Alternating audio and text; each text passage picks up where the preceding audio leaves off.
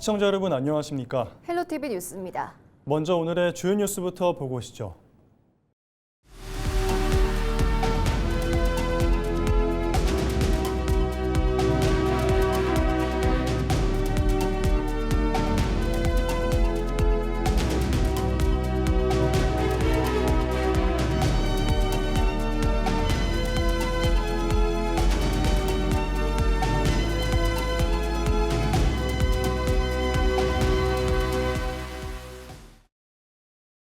당진시 경제회복지원금 지급을 위한 조례안이 시의회 문턱을 넘지 못했습니다.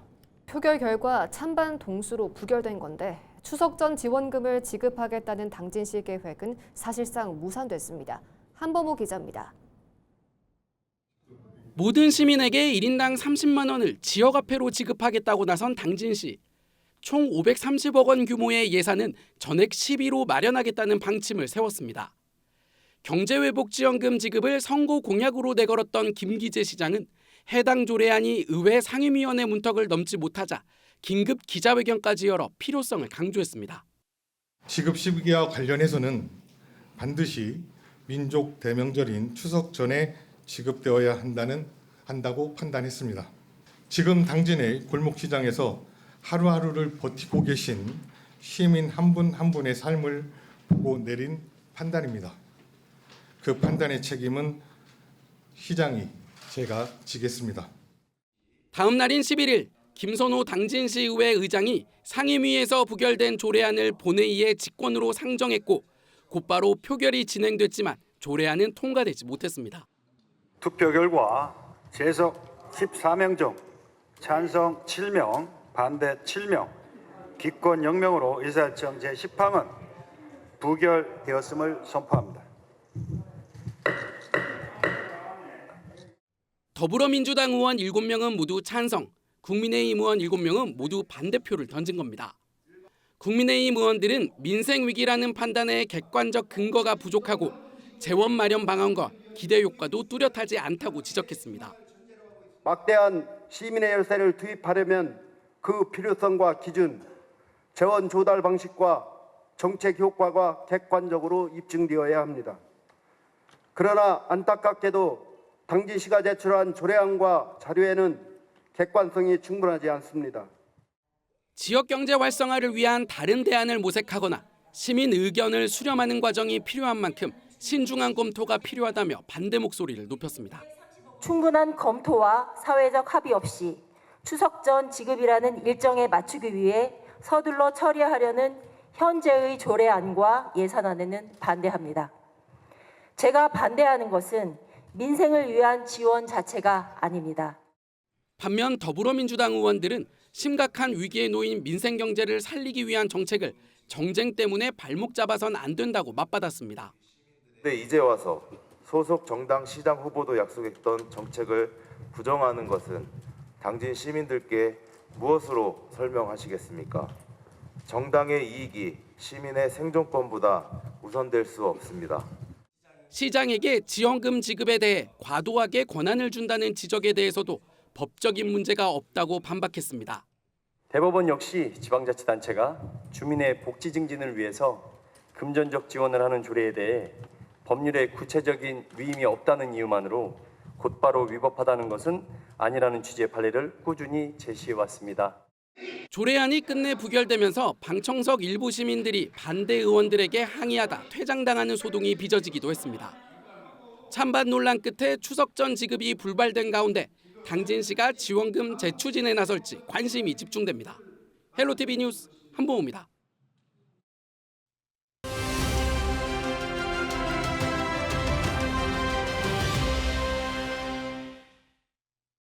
제10대 태안군 의회에는 7명의 의원 중 6명이 초선 의원입니다. 의원들이 더욱 열정적으로 의정 활동을 할 것으로 지역사회에서 기대를 모으고 있는데요. 특히 4선 의원인 김영인 의장이 이번 태안군 의회에서 중심을 잡아줄 것으로 기대를 모으고 있습니다. 정호석 기자가 김영인 태안군 의회 의장을 만나 의정 활동 방향과 주요 현안에 대한 생각 등을 들어봤습니다. 네, 이제 또 새롭게 태안군의회를 이끄는 의장으로 또 선출이 되셨습니다. 이 선출 소감이 좀 남다를 것 같은데 소감 한 말씀 부탁드립니다. 우선 가장 먼저 다시 한번 이럴 수 있는 기회를 주신 국민 여러분께 진심으로 고마운 인사를 드리도록 하겠습니다. 무엇보다도 우리 국민들의 신뢰가 가장 큰 원동력이 되었던 것 같습니다. 지난 12년 동안 우리 국민들의 목소리를 놓치지 않고 현장을 꾸준히 찾아다니면서 국민들과 함께 했던 부분들을 국민들께서 많이 평가를 해주셨던 것 같고요. 그리고 제가 의정 활동을 하면서 인간 백해 천세우라는 사자성어를 제가 늘 머리맡에 놓고서 의정 활동을 펼쳤는데, 인간이 100년을 살지만 1000년 후를 바라봐야 된다라는 표현으로서 4년의 의정 활동이지만 40년의 미래를 내다보는 의정 활동을 해야 되겠다는 마음가짐으로 했었는데요. 이러한 부분들이 우리 국민들께서 진심으로 받아들여 주셔서 이런 좋은 결과가 있지 않았나 생각하고 다시 한번 국민 여러분께 고맙다는 인사를 드리도록 하겠습니다. 고맙습니다. 또 저희가 이어서 드릴 질문이 또 많은 지역 의회들이 있는데 특히 이번 태안군 의회에 기대하는 목소리가 큽니다. 또 원구성도 좀 워낙에 됐고요. 또 의회를 앞으로 좀 이끌어 가시게 될 텐데 좀 앞으로 어떤 운영 방향은 좀 어떻게 되실까요? 우선 제10대 태안군 의회에서는 경청과 소통, 함께 뛰는 태안군 의회라는 슬로건으로 많이 듣고 많이 뛰어다니면서 국민 곁에서 낮은 자세로 의정 활동을 펼치려 하고 있습니다. 특히 집행부와는 협력할 것은 협력을 하고 또 견제와 감시는 분명히 하겠다, 이런 말씀 좀 드리도록 하겠습니다. 네, 말씀 주신 경청이라는 포인트가 정말 중요한 것 같은데요. 또 저희가 또 이슈로 한번 넘어가 볼게요. 좀 태안 지역 가장 핫한 이슈가 바로 발전공개보고서 통합본사 유치인데요. 이 태안으로 꼭 와야 되는 당위성들이 있을 것 같습니다. 좀 어떠한 것들이 있을까요? 발전공기업 통합본사는 단순히 기관 하나를 유치하는 것이 아니고 우리 태안군으로 봐서는 태안군의 생존과 직결된 문제라 이렇게 보여주고 있습니다. 그동안 우리 태안화력발전소가 우리 태안군에 위치하면서 환경적, 사회적 부담을 많이 감내해왔던 것도 사실이었고요. 또 지금 현재 태안화력발전소가 폐쇄가 진행이 되면서 일자리, 또 인구 감소, 이런 부분들은 당면한 현실이거든요. 지금 현재 태안군에는 현재 그 발전산업 기반 시설과 전문 인력, 또 송전망 등 관련 인프라가 충분히 갖추어져 있습니다. 특히나 5년 전에 태안을 떠나버린 이 발전교육원 같은 경우에도 많은 부지와 70여 채의 사업도 가지고 있고 관련 부분들이 많이 있기 때문에 우리 태안군에 꼭 유치가 돼야 된다고 생각을 합니다. 네, 말씀하신 꼭 태안에 유치가 돼야 되는 당위성은 충분한 것 같은데요. 또 의회 차원에서 앞으로도 활동이 예정되어 있다고 들었습니다. 한번 짚어주시죠.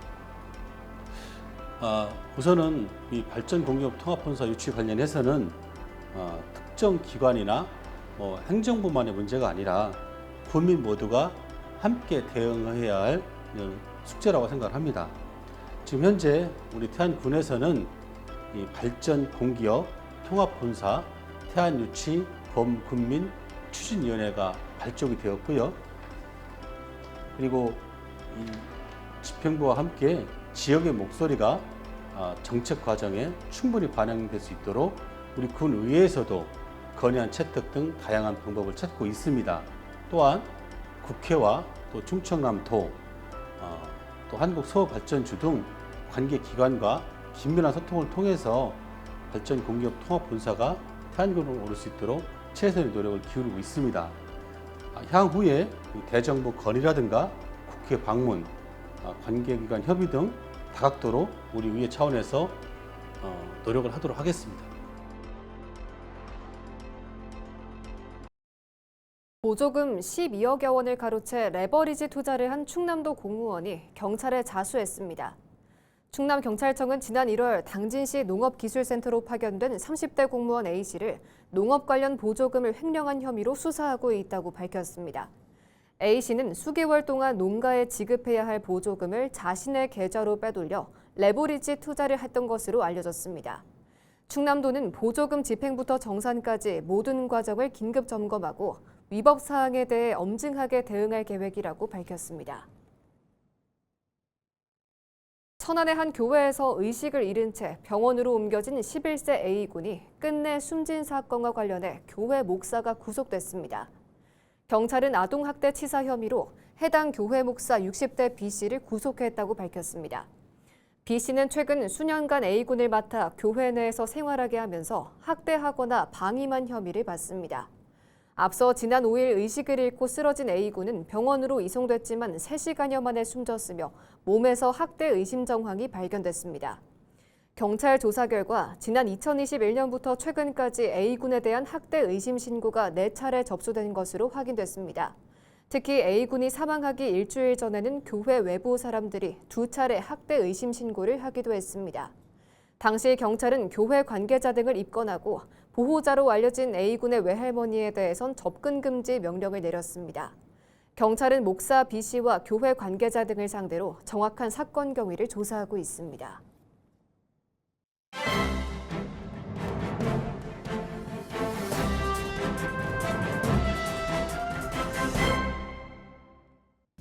굿모닝 충청 기사입니다. 수도권으로 향하는 대규모 초고압 송전선로 건립을 반대하는 이들이 충남에 모여 전면 백지화를 촉구하고 나섰습니다.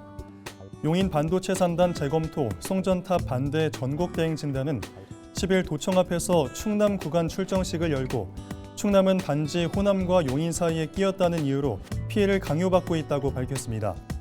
전국 대행 진단은 충남에는 이미 4,000개가 넘는 초고압 송전탑이 들어서 있는데 한전은 용인 반도체 국가산단을 위해 신규 송전선로를 동시다발적으로 추진하고 있다며 지방민을 식민지 2등 국민으로 여기는 처사라고 규탄했습니다.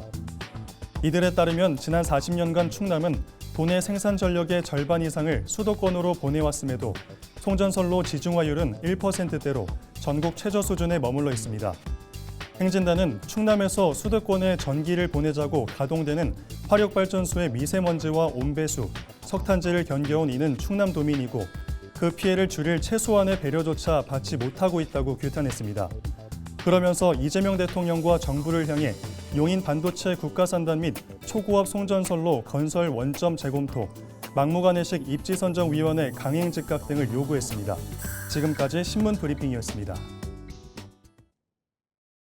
태안군이 문화체육관광부가 주관하는 지역사랑 휴가지원 시범 공모사업에 최종 선정됐습니다. 이에 따라 관내 거주 관광객은 태안을 방문해 지출한 여행경비의 50%를 모바일 지역상품권으로 환급받게 됩니다. 지원 금액은 1인당 최대 10만 원, 2인 이상의 경우 최대 20만 원까지 지원받을 수 있습니다. 동일 거주지에 등록된 가족이 방문할 경우 최대 5명까지 환급받을 수 있습니다. 특히 만 19세 이상 34세 이하 청년은 환급금의 20%를 추가로 가산해 환급받게 됩니다. 환급받은 모바일 지역 상품권은 내년 4월 30일까지 태안군 내 가맹점에서 사용할 수 있습니다. 태안군은 이번 달 한국관광공사와 MOU를 체결하고 시스템 구축을 완료해 9월부터 서비스 개시에 나설 방침입니다.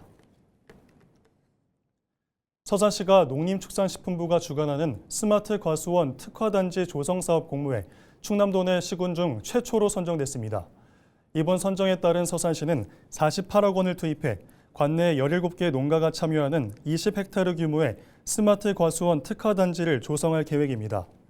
과수원에는 평면형 과수원이 조성되고 기계화 자동화 재배 체계가 도입될 예정입니다. 특히 ICT 기술을 활용해 원격 제어할 수 있는 재해 방지 시설과 미세 살수 장치 등이 조성될 방침입니다. 서산시는 오는 2028년 생산 안정화와 통합 경영 체계 완성을 목표로 사업을 추진하고 해양성 기후에 최적화된 사과 품종으로 갱신할 방침입니다. 충남교육청이 전국 최초로 가족 돌봄 학생 지원을 위한 통합 지원 운영 계획을 본격 시행합니다. 가족 돌봄 학생은 중병이나 장애, 노령 등으로 돌봄이 필요한 가족을 보살피며 학업을 병행하는 초중고 재학생입니다. 이번 사업은 이들의 이중 부담을 완화해 학습권 보장과 학업 중단 예방을 위해 추진됩니다. 교육청은 지원이 필요한 가족 돌봄 학생을 조기에 찾아내 학생별 상황에 맞는 학습, 정서, 복지 서비스를 제공할 예정입니다. 올해 학생 15명을 대상으로 2천만 원을 지원하고 내년부터 지원 규모를 확대할 계획입니다. 하간포와 만리포, 꽃지 등 태안 지역 주요 해수욕장 6곳에서 개장 기간 중 수상 레저 활동이 금지됩니다.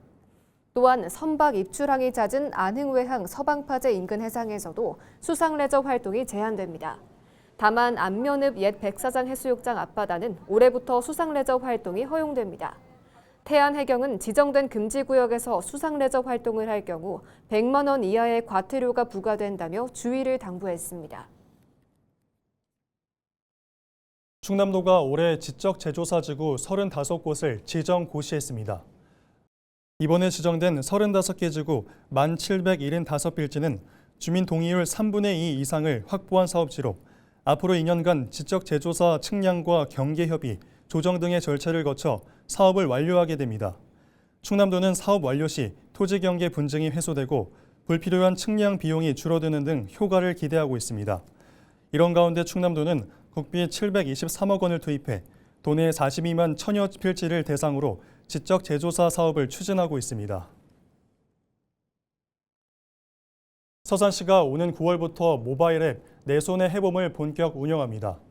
교육발전 특구 사업 중 하나로 개발된 이번 앱에선 학부모와 학생이 지역에서 운영되는 교육 돌봄 프로그램을 한 번에 확인하고 신청할 수 있습니다. 앱에는 위치 기반 주변 돌봄 기관 확인과 신청, 학생 이동 경로 실시간 확인, 출결 귀가 통합 관리 기능 등이 구현됐습니다. 또 학부모와 학생, 교사 간 즉각적인 정보 교류를 지원하는 해봄톡도 도입됐습니다. 17일까지 연안 안전사고 위험 예보제 주의보 단계가 발령됩니다. 해경은 이 기간 조수간만의 차가 커 갯바위 고립 등 사고 발생 우려가 크다며 방파제 출입을 자제해달라고 당부했습니다. 또 해안가 출입 시 구명조끼 착용 등 안전수칙을 지켜달라고 강조했습니다. 해경은 취약 시간대 갯벌과 해안가 등 사고 우려구역 순찰을 강화할 방침입니다. 또 위험 예보제 발령 사항을 전파하고 현장 계도 등에 나설 계획입니다. 폭염에 과수농가에 햇볕 대임 피해가 잇따르는 가운데 햇빛 차단망이 피해 예방에 큰 효과를 보이고 있습니다. 홍성군은 햇빛 차단망과 직조 필름 비닐하우스 설치 시범 사업 결과 해당 농가의 작물 피해가 크게 줄었다고 밝혔습니다. 농촌진흥청에 따르면 햇빛 차단망을 설치하면 가원 내부 온도가 3도에서 5도가량 낮아져 20%가 넘던 햇빛 대임 피해 발생률이 5% 아래로 떨어졌습니다. 또 직조 필름 비닐하우스 역시 일반 비닐보다 내구성이 높고 빛 분산 기능이 뛰어난 것으로 나타났습니다. 태안군이 미취업 청년의 직무 역량 강화를 위해 사회연대경제 청년 일경험 시범 사업을 추진합니다. 이번 사업은 만 19세부터 39세까지 미취업 청년에게 마을기업과 협동조합 등 사회연대 경제 조직에서의 실무 경험을 제공하기 위해 마련됐습니다. 태안군은 모집 절차를 거쳐 최종 청년 참여자 2명을 선발했으며 관내 우수 사회연대 경제 기업 2곳에 각각 매칭했습니다. 청년들은 5개월간 근무하며 월 최대 234만 원의 참여수당과 4대 보험 가입을 지원받습니다. 또 직무교육과 현직자 멘토링, 진로상담 등 다양한 역량 강화 프로그램도 제공받습니다. 예산지역 충남 인증 서점에서 예산사랑 상품권으로 책을 구매하면 구매 금액의 10%가 환급됩니다.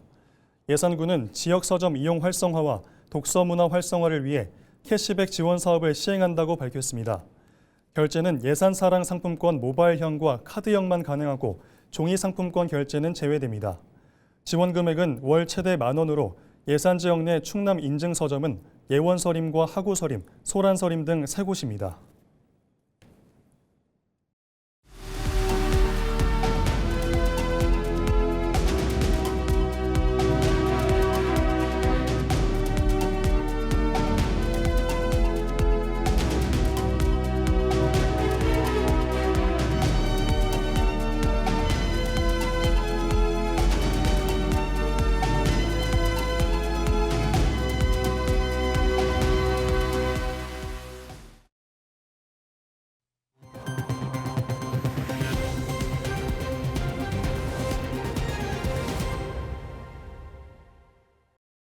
이상으로 뉴스를 마칩니다. 시청해주신 여러분 고맙습니다.